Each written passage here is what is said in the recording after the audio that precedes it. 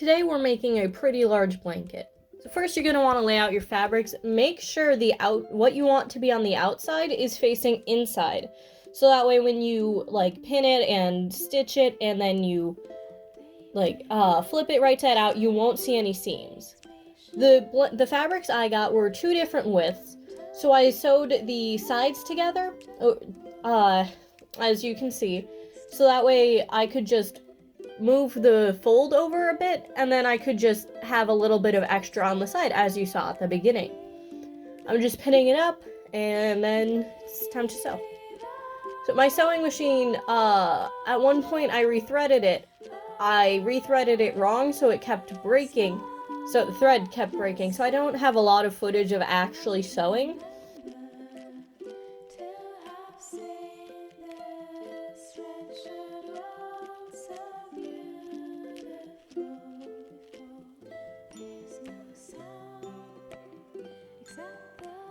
You have to make sure it's going through, because if your bobbin thread runs out and you don't realize, it's going to be a pain. Excuse this shaking camera. My phone was being held up by 2 strings. Then you lay it out, and since the sides are stitched together, I can pin the top and the bottom together. Here's the top. There was a little mishap with the sides up at that side. You can't see me over on the other side, but I'm down there.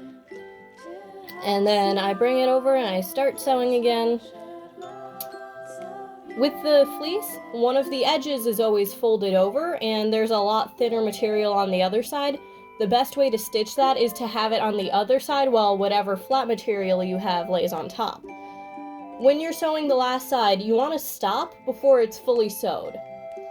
So, there's the rest of the side, all stitched together.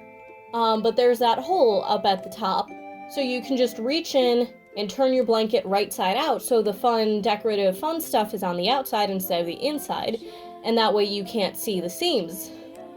That was a pain to invert, a lot easier the smaller it is. But there you go. You just fold over that edge, stitch it up, and then you have your blanket.